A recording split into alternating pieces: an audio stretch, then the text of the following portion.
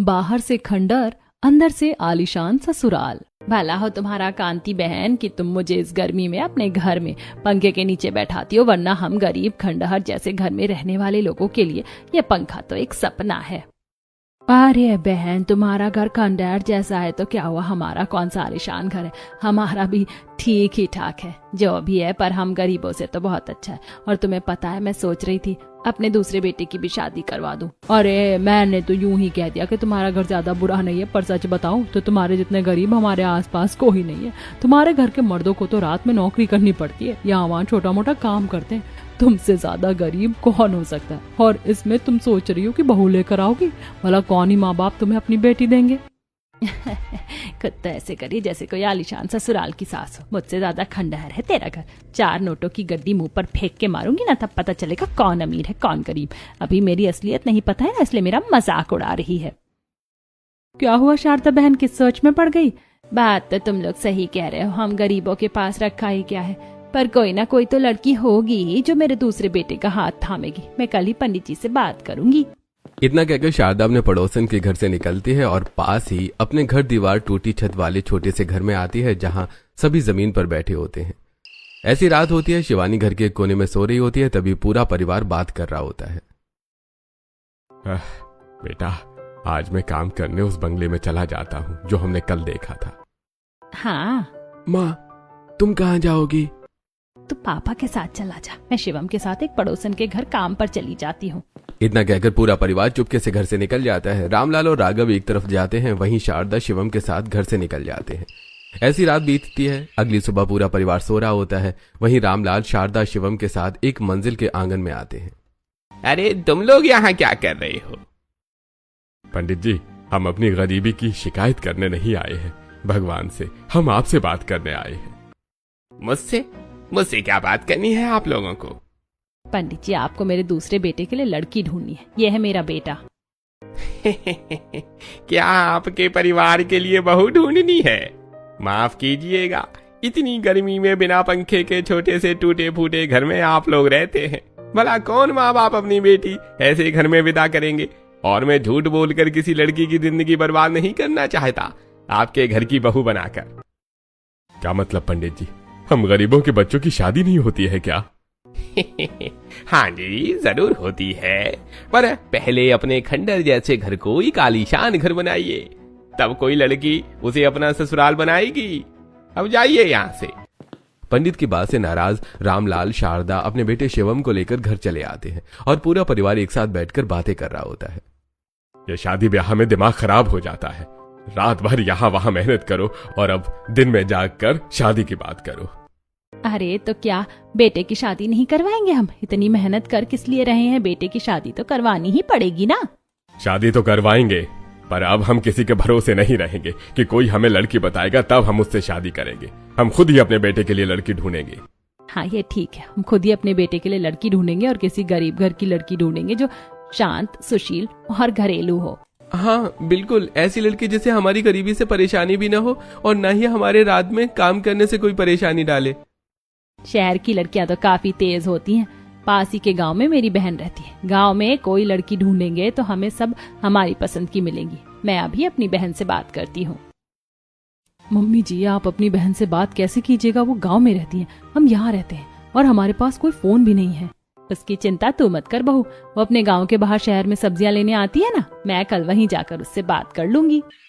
ऐसे ही आज का दिन बीतता है। अगले दिन दोपहर में शारदा सब्जी मंडी में आती है और अपनी बहू मयूरी से मिलती है। अरे दीदी, तुम्हें जब भी मुझसे बात करना रहेगा तो तुम क्या मेरे शहर में सब्जियां लेने आने का इंतजार करोगी। एक छोटा फोन ले लो। तू जानती है ना मेरी गरीबी, और ये सब बात छोड़, पहले मुझे एक सुंदर सुशील लड़की बता, गरीब घर की लड़की जो हमारे गरीब घर को अपना ससुराल बनाए, मेरे दूसरे बेटे के लिए। बस दीदी इतनी सी बात। हमारे गांव में एक बड़ा परिवार है, उसमें एक लड़की है, काफी सुशील है। तुम किसी दिन अपने परिवार के साथ गांव आओ और लड़की देख लो, मैं अभी बात चला देती हूँ। हाँ हाँ बहन, तू बात चला, हम कल ही लड़की देखने आते हैं। इतना कहकर मयूरी बाजार से गांव चली जाती है और गांव में कृष्णलाल और राम मोहन के छोटे से कच्चे घर में आती है, जहां श्रुति बाहर खाना बना रही होती है। क्या हुआ मयूरी बहन, आज हमारे घर कैसे आना हुआ। अरे बहन, आपकी बेटी है ना श्रुति, उसके लिए एक अच्छे लड़के का रिश्ता लेकर आई हूँ। मेरी बहन का ही बेटा है, उन्हें कल बुलाया, तुम एक बार परिवार वालों से मिल लो। ये बहुत अच्छा किया आपने, हम गरीबों को भी अपनी बेटी की बड़ी चिंता हो रही थी। ऐसे ही आज का दिन बीतता है। अगले दिन रामलाल, शारदा, शिवम और प्रीति मयूरी के गांव आते हैं। कृष्णलाल के छोटे से कच्चे घर में जमीन पर बैठे होते हैं। नमस्कार जी, नमस्कार। ये मेरी पत्नी मीनाक्षी और ये रही मेरी बेटी श्रुति। मिट्टी के बने चूल्हे से सिंपल सलवार सूट में श्रुति चाय और नाश्ता बनाकर लेकर आती है। अजी लड़की तो गृहिणी लग रही है और घर भी वैसा है जैसा हम चाहते थे। रिश्ता तय कर देते हैं। जी, हमें ये रिश्ता मंजूर है। आपकी बेटी हमें बहुत पसंद आई। जी, आपका बहुत बहुत धन्यवाद। हम तो सोच रहे थे कि हम गरीब की घर की बेटी का न जाने कोई लड़का हाथ थामेगा या नहीं थामेगा। इसी तरह दोनों परिवारों की रजामंदी से शिवम और श्रुति की शादी तय होती है। कुछ दिनों बाद शादी की तारीख निकलती है और तय तारीख के दिन मंदिर में रामलाल और शारदा अपने बेटे शिवम की शादी करवाते हैं और मंदिर के बाहर ही छोटे से भोज का आयोजन करते हैं। गरीब घर की बेटी ढूंढकर अपने बेटे की शादी तो करवा दी, अब इसे क्या अपने खंडहर जैसे घर में रखोगे? और कहाँ रखेंगे? इन गरीबों के पास है ही क्या? लगता है एक डोज इन्हें दिया समझ नहीं आया। एक रात और निकालूंगी डोज देने, तब इन्हें समझ में आएगा। कांति बहन, शांति बहन, तुम दोनों मेरी पड़ोसन हो और मेरे ही बेटे की शादी में आकर हमारे परिवार के भोज में बैठकर हमें ही ताने मार रही हो। चुपचाप भोज खाओ और अपने घर जाकर सो जाओ। हमारे घर की बहुओं की चिंता मत करो। शारदा के जवाब से कांति और शांति का मुंह बन जाता है। वहीं दूसरी तरफ शिवम और श्रुति की शादी पूरी होती है और श्रुति शिवम के साथ अपने खंडहर जैसे टूटे फूटे छोटे से ससुराल के दरवाजे पर खड़ी होती है। ये कैसा गरीब ससुराल मिला है मुझे। मायका भी गरीब, ससुराल भी गरीब। एक खाट तक नहीं है सोने के लिए, तभी जमीन पर ही सोते होंगे। बाहु दाहिने पैर से कलश गिराकर गृह प्रवेश करो। श्रुति दाहिने पैर से कलश गिराकर गृह प्रवेश करती है। अब मैं इस घर की बहू हूँ, चाहे जैसा भी हो। मेरा ससुराल अब ये मेरा ससुराल है। किसी भी हालत में मैं अपने ससुराल की बेइज्जती नहीं होने दूंगी। आइए भाभी, आपके ससुराल में आपका स्वागत है। देवरानी जी, मैं आपकी जेठानी हूँ। आज से हम दोनों मिलकर अपने गरीब ससुराल को चलाएंगे। हाँ बिल्कुल जेठानी जी, आप तो मेरी बड़ी दीदी की तरह हैं। बहू, रात हो रही है, तुम थक गई होगी। शिवानी बहू, अपनी देवरानी का बिस्तर लगा लो। शिवानी प्रीति के साथ मिलकर अपनी देवरानी श्रुति और बाकी परिवार वालों के सोने के लिए बिस्तर लगाती है। पूरा परिवार गहरी नींद में सो जाता है। वहीं देर रात रामलाल एक बड़ा सा झोला लेकर घर से निकल जाता है। श्रुति आधी नींद में रामलाल को देखती है। इतनी रात गया ससुर जी कहाँ जा रहे हैं? शायद। इतना कहते हुए श्रुति दोबारा गहरी नींद में सो जाती है। ऐसी सुबह होती है। श्रुति अपनी पहली रसोई के लिए तैयार होती है। सासू माँ, आज तो मेरी पहली रसोई की रस्म होगी ना? हाँ बहू, आज तेरी पहली रसोई की रस्म है। मम्मी जी, मैं अपनी पहली रसोई में क्या बनाऊं? बहू, पहली रसोई में तो मीठा बनता है, पर तेरे गरीब ससुराल में मीठा बनाने के लिए कुछ भी नहीं है। तू थोड़ी देर रुक, मैं राशन वाले के पास जाकर चावल, चीनी और थोड़ा दूध लेकर आती हूँ। क्या मेरे ससुराल में चीनी चावल भी नहीं रहता है? शारदा अपने घर से निकलती है और पास के एक राशन की दुकान वाले के पास आती है। अरे शारदा बहन, उधार सामान लेने तो नहीं आई हो ना? अभी अभी तुमने अपने बेटे की शादी की है, तुम गरीबों के पास तो पैसे ही नहीं बचे होंगे। दुकानदार, मैं पैसे देकर ही सामान लूंगी। तेरे घर से सामान नहीं ले जा रही हूँ। मुझे चावल, चीनी और थोड़ा दूध दे दे। दुकानदार शारदा को चावल, चीनी और दूध दे देता है, जिसे लेकर शारदा घर आती है और श्रुति अपनी पहली रसोई बनाती है और सबको परोसती है। वाह वाह भाभी, बहुत अच्छी खीर बनाई है आपने। हाँ, खीर काफी अच्छी बनी है। चलो, तो कोई तो आया हमारी शिवानी बहू के टक्कर का। अब दोनों देवरानी जेठानी मिलकर हमारे गरीब परिवार को टेस्टी टेस्टी खाना खिलाएंगी। ऐसे ही श्रुति की पहली रसोई पूरी होती है। कुछ दिन बीतते हैं। श्रुति अपने परिवार के साथ घुलने मिलने लगती है और देर रात कभी अपने ससुर को झोला लेकर घर से बाहर जाते हुए देखती है, तो कभी अपने जेठ और देवर को। ऐसे ही आज आधी रात को अपने पति को घर से बाहर जाते हुए देखती है। इतनी देर रात मेरे पति बाहर कहाँ जा रहे? उस दिन ससुर जी भी देर रात कहीं गए थे। ऐसी सुबह होती है। श्रुति अपनी जेठानी शिवानी के साथ उठती है। वहीं घर के सभी मर्द और शारदा गहरी नींद में सो रहे होते हैं। जेठानी जी, हमारे ससुराल वाले इतनी देर तक क्यों सोते हैं? हमारा पूरा परिवार जमीन पर सोता है और मुझे घर में पोछा मारना है। देवरानी जी, हमारे ससुराल में सभी देर से उठते हैं। जेठानी जी, आपको पता है, कुछ रातों से मैं देख रही हूँ, कभी ससुर जी तो कभी जेठ जी, कभी देवर तो कभी मेरे पति देर रात घर से बाहर निकलते। कुछ पता है आपको कि ये लोग कहाँ जाते हैं? मुझे तो नहीं पता और मैंने तो कभी इस बात पर गौर भी नहीं किया। खैर छोड़िए, आप खाना बनाने की तैयारी कीजिए। जब हमारे घर वाले उठेंगे तो झाड़ू पोछा मैं कर लूंगी। उससे पहले चलिए बाहर से पानी लेकर आते हैं। इतना कहकर श्रुति शिवानी के साथ घर की बाल्टी और एक मटका लेकर घर से निकलती है और घर से थोड़ी दूर एक सरकारी नल के पास आकर पानी भरने लगती है। ऐसी श्रुति अपनी जेठानी से घुलने मिलने लगती है। कुछ दिन बीतते हैं और एक रात रामलाल अपनी तीनों बेटों के साथ घर से बाहर निकलता है।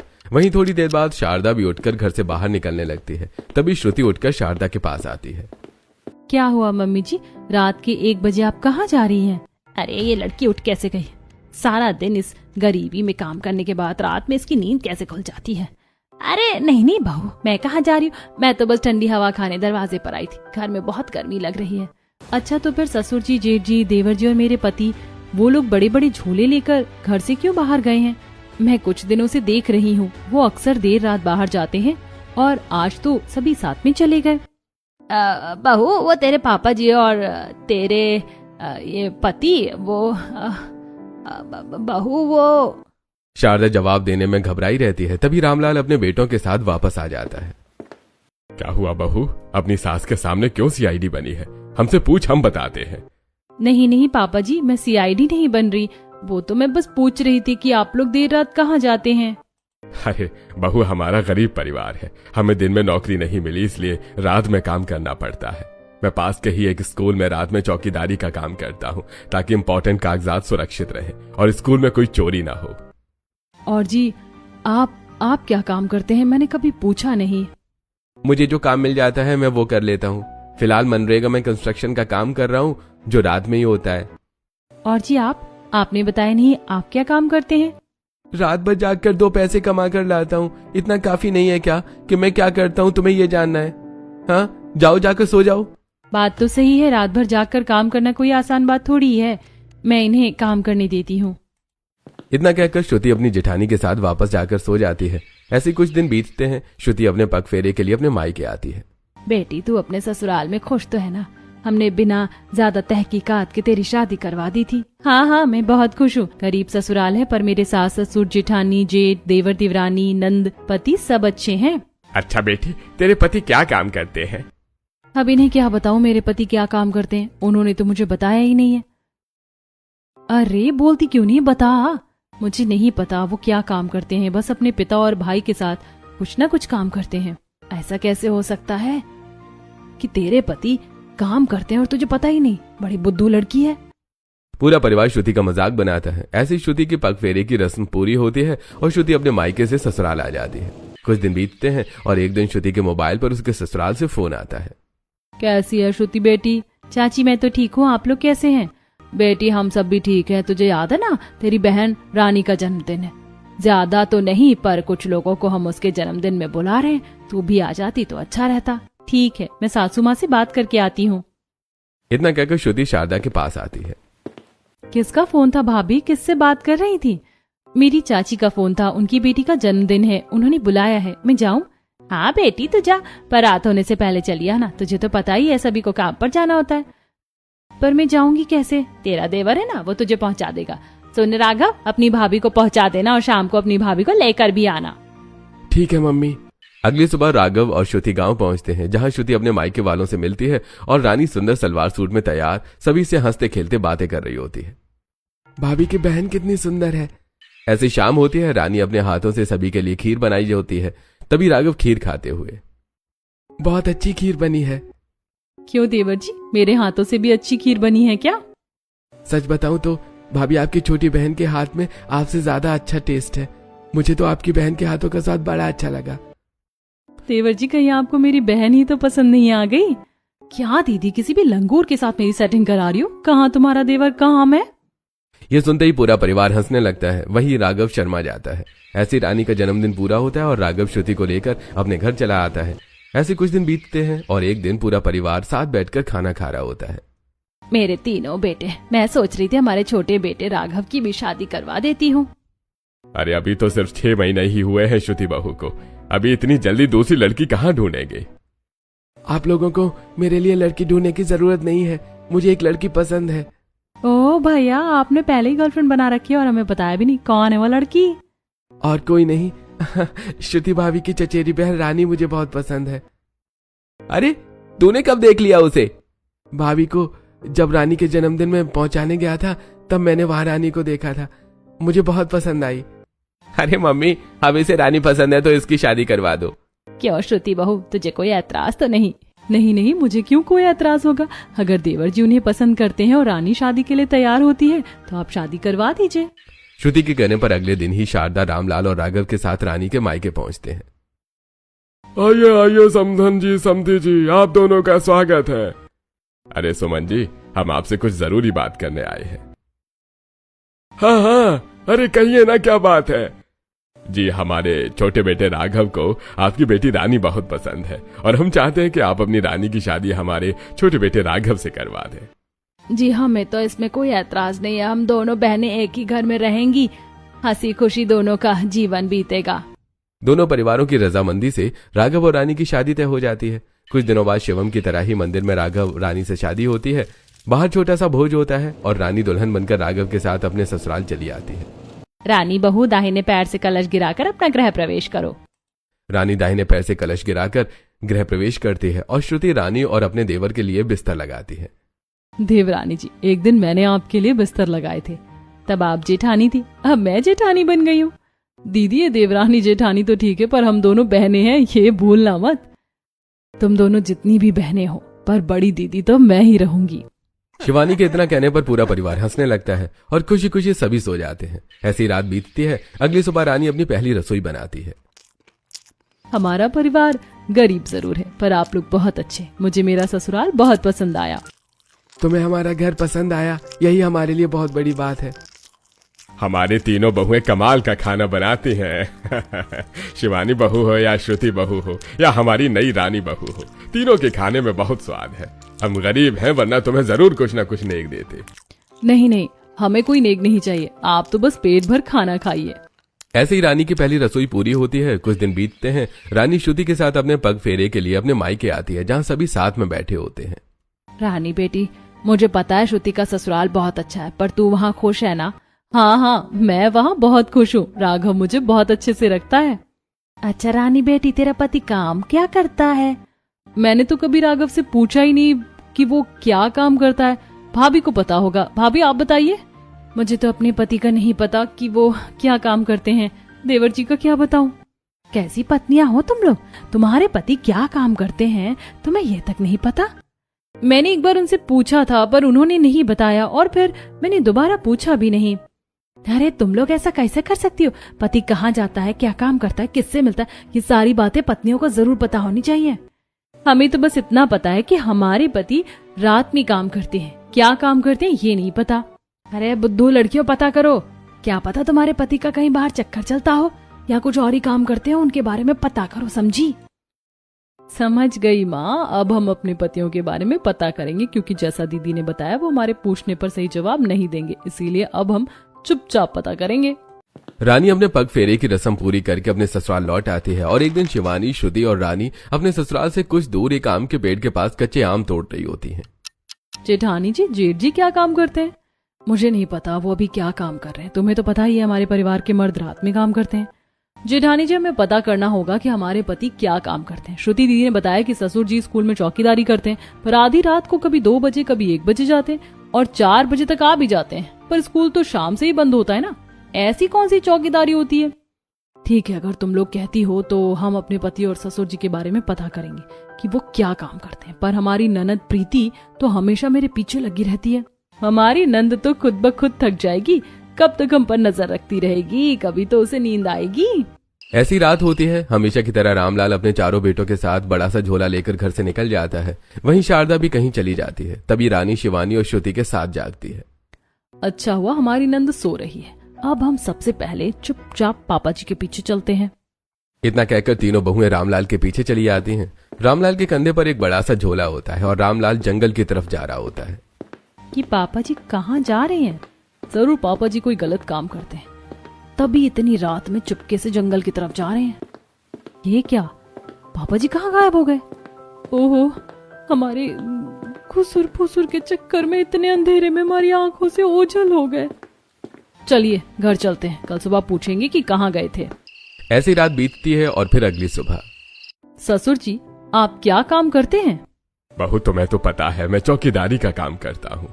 ससुर जी, रात के 2 बजे से कौन से स्कूल में चौकीदारी करते हैं जो 4 बजे खत्म हो जाती है? और कल रात आप इतना बड़ा झोला लेकर जंगल की तरफ क्यों जा रहे थे? जंगल की तरफ नहीं जा रहा था, मैं स्कूल के जरूरी कागजात लेकर प्रिंसिपल के घर जा रहा था। उन्हें इमरजेंसी में कोई जरूरी कागज चाहिए था। अच्छा ठीक है। तीनों बहुएं एक दूसरे की तरफ देखती हैं। ऐसी रात होती है। क्षितिज घर से बड़ा सा झोला लेकर बाहर निकलता है। तीनों बहुएं क्षितिज के पीछे जाती हैं। क्षितिज किसी के छत पर एक हाथ में टीवी और बड़ा सा झोला लिए एक छत से दूसरी छत पर कूद रहा होता है। जेठानी जी, ये जेठ जी क्या कर रहे हैं? बंदरों की तरह एक छत से दूसरे छत पर क्यों कूद रहे हैं? ये कैसा काम कर रहे हैं? ये रात में दूसरों की छतों पर से कूद रहे हैं। क्षितिज को देखकर तीनों बहुएं घर चली जाती हैं। अगली सुबह क्षितिज नींद में उबासियां ले रहा होता है और उसके पाँव में मोच आई होती है। शिवानी, मेरे पाँव में थोड़ा हल्दी चूना लगा दो, मोच आ गई है। जी, दूसरों की छतों पर कूदने वाला ऐसा काम करते ही क्यों है जिसमें आपके पाँव पर चोट लग जाए? तुम्हें किसने कहा कि मैं दूसरों की छतों पर कूद रहा था? कल रात मेरी दोस्त और उसके पति घर लौट रहे थे, तब उन्होंने आपको देखा। आपके हाथ में टीवी था और कंधे पर झोला था। ये कौन सा काम कर रहे थे आप? अच्छा, वो तो कोई अपना घर शिफ्ट कर रहा था, इसलिए उन्होंने मुझे बुलाया था। कुछ भंगार था, वही मुझे दिया था। अब अगर दिन और रात देखता तो कोई और काम ले लेता। ऐसे कुछ दिन बीतते हैं और एक रात शारदा कंधे पर बड़ा सा झोला लेकर पड़ोसी की छत से नीचे उतर रही होती है। तभी तीनों बहुएं वहां पहुंच जाती हैं। अरे बहुओं, इतनी रात गए तुम यहाँ? सासू माँ, इतनी रात में आप कौन से काम कर रही हैं? अरे बहू, मैं तो इनके घर छोटे बच्चे संभालने आई थी। ये अमीर लोग हैं, अपने बच्चे छोड़कर क्लब चले गए थे। ऐसा थोड़ी होता है, कोई अपने बच्चे छोड़कर क्लब थोड़ी जाता है। अरे बहू, ये अमीर लोगों के चोचले मुझे बैठा कर गए थे। अब वो लौट आए तो मैं अपने घर वापस आ रही थी। अच्छा, अगर ऐसी बात है तो इतने बड़े झोले में आप क्या लेकर आ रही हैं? अरे इस झोले में तो पड़ोसन की तिजोरी मैंने खाली करके भरी है, अब इन्हें क्या बताऊं। अरे इस झोले में तो गंदे कपड़े हैं। जिन बच्चों का मैं ध्यान रख रही थी, उन बच्चों की माँ ने उनके गंदे कपड़े दिए हैं। कहा है फेंक देना। ठीक है, मैं इसे फेंकने जा रही हूँ, तुम लोग घर जाकर सो जाओ। शारदा तीनों बहुओं को घर पहुंचाकर जंगल में कहीं गायब हो जाती है। वहीं रानी, शिवानी और श्रुति आपस में बातें कर रही होती हैं। जेठानी जी, श्रुति दीदी, मुझे तो कुछ बहुत बड़ी गड़बड़ लग रही है। जरूर दाल में कुछ काला है। रानी, दाल में कुछ काला नहीं है, दाल ही काली है। अब हम और अच्छे से पता करेंगे। ऐसे कुछ दिन बीतते हैं। एक रात रामलाल, शारदा और तीनों बेटे घर से निकलते हैं। वहीं प्रीति चैन की नींद ले रही होती है। तभी बहुएं, पापा जी, मम्मी जी और बाकी लोग पहले अलग अलग निकलते थे, आज सभी साथ में निकले हैं। अगर आज हम इनका पीछा करें तो कोई ना कोई सबूत जरूर मिल जाएगा। इतना कहकर तीनों बहुएं घर से निकलती हैं और अपने ससुराल वालों को ढूंढते हुए जंगल से घिरी एक सुनसान सड़क पर पहुंचती हैं, जहां सभी एक एटीएम से झोले भरकर निकाल रहे होते हैं। अरे बच्चों, जल्दी चलो, कहीं हमें कोई देख ना ले। ये हमारे ससुराल वाले एटीएम से इतने सारे पैसे लेकर कहाँ जा रहे हैं और इनके पास इतने सारे पैसे कहाँ से आए? चलो पूछते हैं। इतना कहकर तीनों बहुएं पीछे से अपने ससुराल वालों के पास पहुंचती हैं। अरे बहुएं, तुम लोग यहाँ क्या कर रही हो? आप लोग देर रात यहाँ कौन सा काम कर रहे हैं और आप लोग अभी एटीएम से क्यों निकले? अरे आहिस्ता बोलो, तुम लोग हमारे काम में अड़ंगा क्यों डालती हो? ये एटीएम के पैसों का मामला है। ये सब काम रात में ही होता है। दिन में कभी देखा है एटीएम में कुछ काम करते हुए? हमें ये पैसे बैंक तक पहुंचाने हैं। तुम लोग घर जाओ। अपने पतियों की बात मानकर तीनों पत्नियां घर की तरफ चली जाती हैं। अरे मैं तो डर ही गया था, मुझे लगा हमारा राज खुल गया बहुओं के सामने। ये प्रीति किसी भी काम की नहीं है, बस छोटा सा काम दिया कि बहुओं पर नजर रखना, पर नजर रखने की बजाय चैन से सोती रहती है। हर बार बहुएं हमारे पीछे चली आती हैं, बेवकूफ लड़की। इतना कहकर सभी गहरे जंगल में चले जाते हैं। वहीं बहुएं अपने घर जाने की बजाय ससुराल वालों का पीछा करने गहरे जंगल में चली आती हैं। ये बार बार हमारे ससुराल वाले हमारी आंखों से ओझल कैसे हो जाते हैं? दीदी, हमारे ससुराल वाले बहुत तेज है। वो अंधेरे का फायदा उठाते हैं और कहीं गायब हो जाते हैं। हमें पता ही नहीं चलता वो सच कह रहे हैं या झूठ।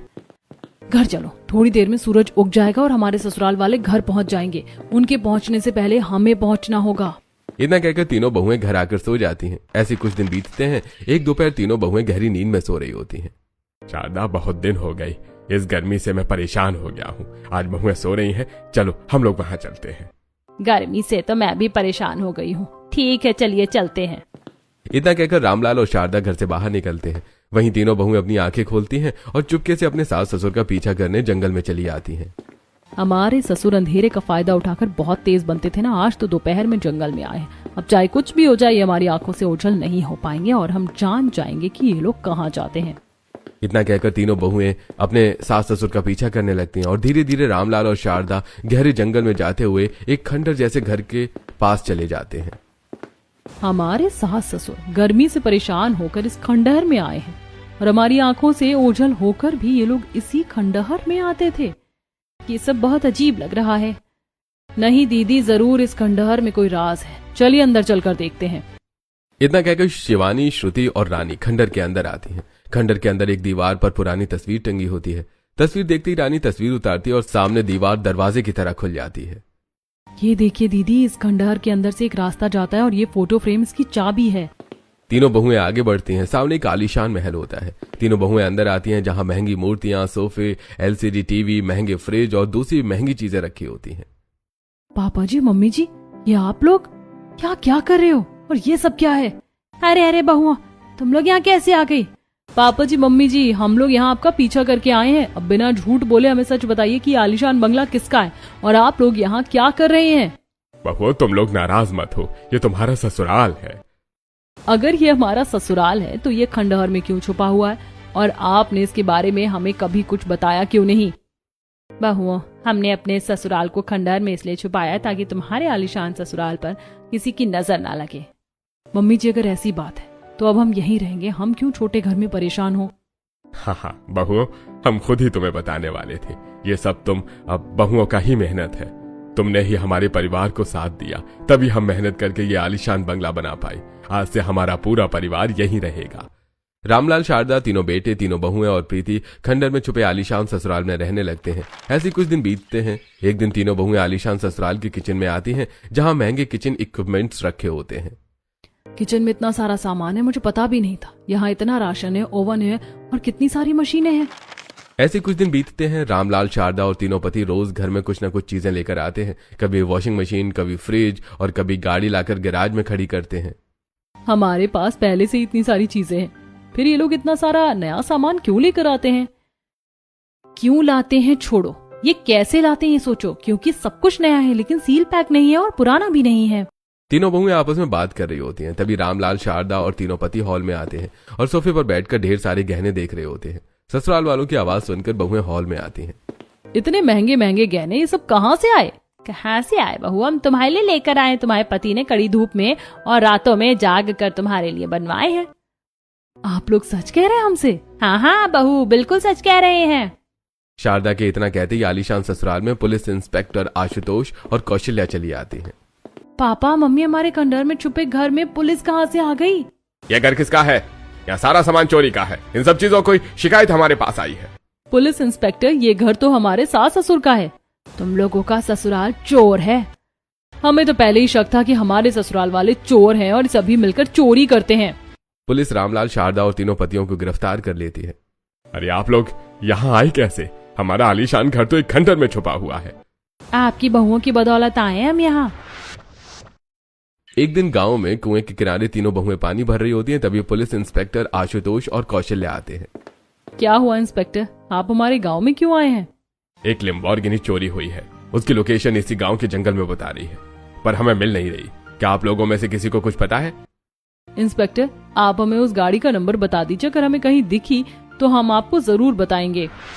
इंस्पेक्टर से गाड़ी का नंबर लेने के बाद हम अपने गैराज में आए और वहीं वो गाड़ी खड़ी थी। हमने सारी बात आपको बता दी। आप लोगों ने अपने ससुराल वालों को पकड़वा कर बहुत से लोगों की मदद की है।